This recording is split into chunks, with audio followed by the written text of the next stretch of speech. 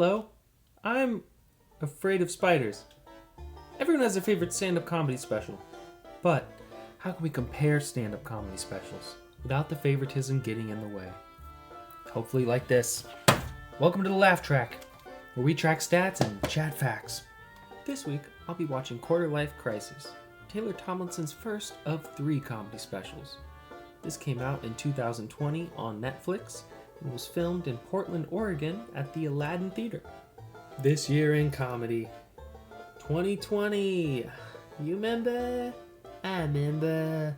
Actually, I do remember. I remember all the movies from this year, and I remember all the TV shows from this year.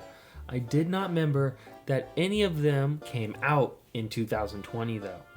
That was a weird thing, except for Tiger King. I remember Tiger King. So we got Tiger King for the shows, we have Dave for the shows, and How To with John Wilson.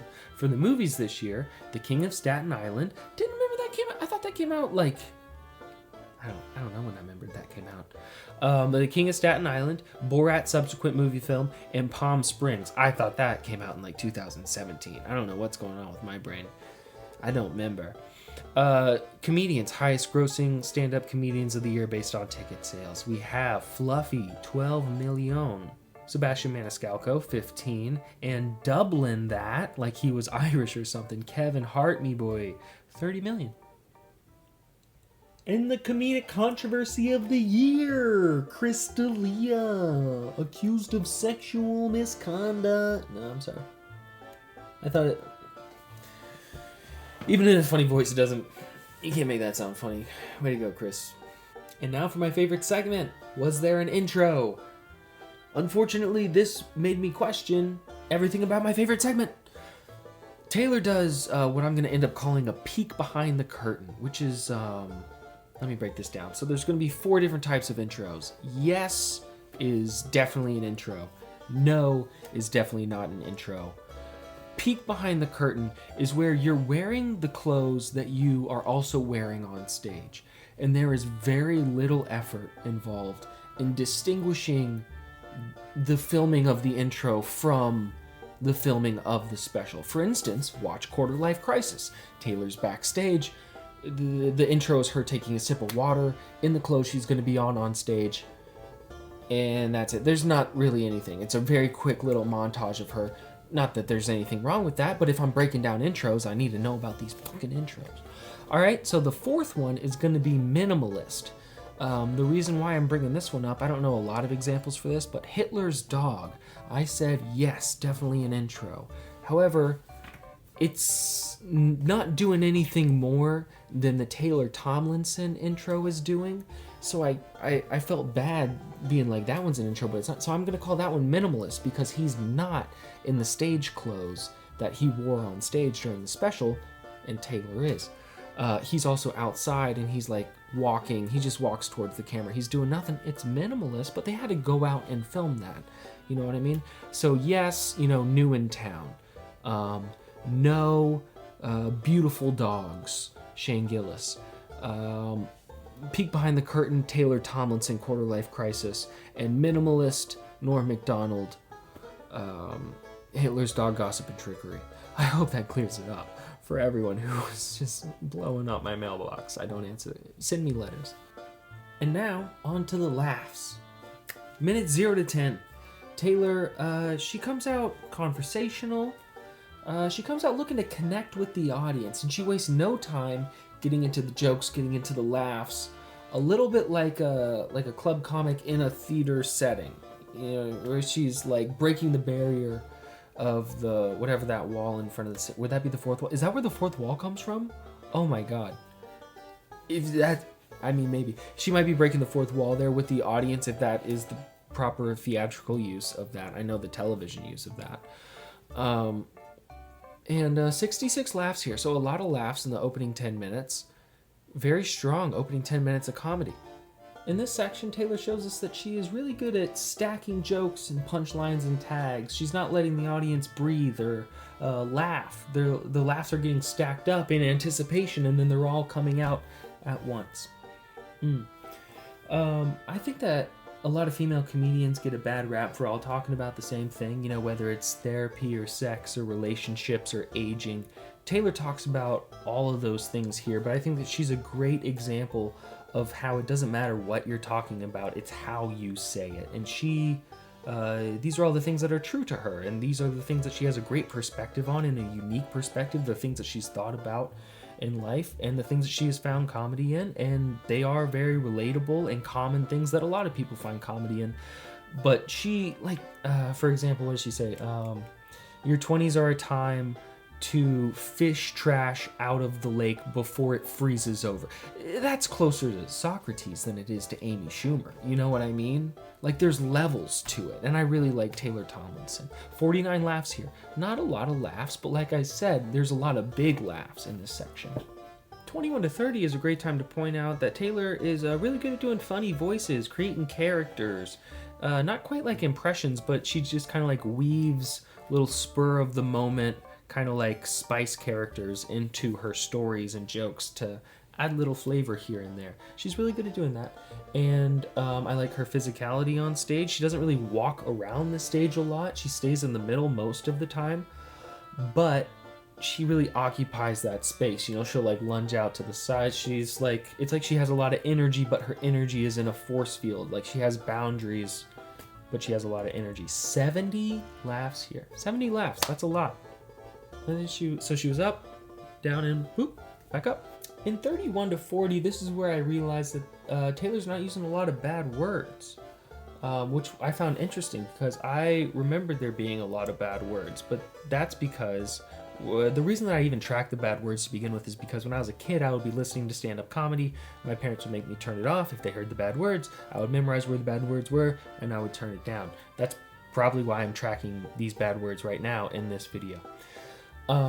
But Taylor has a lot of topics that are sexual in nature, you know? And so I just remember there being a lot of bad words because I wouldn't be able to listen to any of this special with, you know, my parents, or sometimes I go over to my grandma's house and we watch stand-up comedy specials together. I know that's like cute and everything, but it's also true. Welcome back to the laugh track where I talk about me. 52 laughs here, okay? 52. I don't think I like her audience that much. It's a weird thing. It's like they really laugh. They go crazy when she says like the middle of America Tonight Show jokes and stuff. And this is long before she ever had like a Tonight Show type show. Bars. But she does have like a couple of like really just like basic jokes. Okay, Cupid. She said, "Okay, Cupid, you take a stab at it," in reference to her dating life. The audience went, "Whoa!" And then she said something like shortly after that was like, "I've never been drunk because I'm pretty sure I'm an alcoholic." When I say nobody even made like a sound, like I know that doesn't like deserve a woo also, but that doesn't deserve silence. Anyway, there's 47 laughs here. I found that interesting. Low point of the show. Some really clever writing in here, but her writing, like I mentioned earlier, is dense. There's a lot of layering going on. Jeez, she doesn't have a dick, but I'm sucking it. Not, okay, I hope you know what I meant. I'm not going to explain it anymore. Okay, so the way that I do this, I take the notes when I rewatch the comedy specials on my laptop, and then I just summarize the notes in the video, but I actually really like what I wrote here. So during the final 10 minutes, we often see some sort of culmination, a crescendo, lots of callbacks. One thing that Taylor does of note for her big culmination crescendo callback is that throughout the whole show, she's been referencing a fractured relationship with her father, but just referencing it. Not digging deep. Then in the last 10 minutes, she reveals some serious stuff about her relationship with her father, and it really puts the earlier parts of the show in a more grounded perspective. Like when you're looking at the flat Google Earth and then you click a house and it goes from 2D view to 3D view. It's a pretty serious life detail, but the audience is laughing because she spent 52 minutes giving comedic context, which is sort of like acting like a pre-cushion. And then what I also like is that 67 laughs during the segment, by the way. A lot of laughs, so she's down and then back up. I also like that so she spent a lot of time kind of like in the background of the show, like an ongoing thing is that she has this fractured relationship with her father. And then right near the end, in the beginning of this 10 minutes, she kind of gives context to it. Like this is one of the details why the relationship is fractured, just kind of, but then at the end, for lack of a better word, she totally glazes her father. And I know that's not, there is definitely a better term for lack of a better term. There's a better term. But she glazes her father for like the last couple of minutes. So there is a great little arc there where it's like, I got this complicated thing going on with my dad. But that's tied in with these middle of America, everyman jokes, tied in with like a good club comic audience connection, tied in with like really fast layered punchlines. One thing that I do not like is and a couple of comedians do this, but she does it a lot in this special, I notice, and it's just a pet peeve of mine. It just grinds my personal gears a little bit. Basically like the ancestor to the Karen joke, what you say, like, let's see some hustle, Anderson, or come on, Eileen. Like the punchline is like you give the character a name. And it is like, you can do it once, you can do it twice. It grinds my gears when I hear it 3, 4, 5 times in a special. And I don't know if it was 4 or 5 times, but I think it might be her closing joke. It might be that style of joke. And like I said, that's just like a pet peeve of mine. 67 laughs here. That's a lot of laughs. So we started out 66, we're ending 67, sort of a full circle moment. Boom chakalaka. Those were the laughs. Now we can get to the stats. Starting off, as always, with the bad words. Like I mentioned, not a lot here, just 24. From the big 4, leading the way is shit. What's interesting about that is that Taylor front-loads shit and she back-loads bitch. Lots of shits in the front, lots of bitches in the back. From the eclectic bunch, Dick leads the way with 3. Pretty beige bad word to be leading the way from the eclectic bunch. Laugh totals, 351! Taylor almost dethrones John Mulaney for the most laughs. That comes from a total time speaking of 58 minutes, 54 seconds. Laughs per minute, 5.96. Laughs per second, that. Those were the stats. And now we compare, because we care. Still in the lead. Nothing really changing here. John Mulaney new in town, although it was close. Taylor got close to taking the spot for the most laughs. John Mulaney new in town still in the lead though. Not as close in the laughs per second because of the time difference. Math. And then Shane Gillis still leading the way with his bad words. Bye.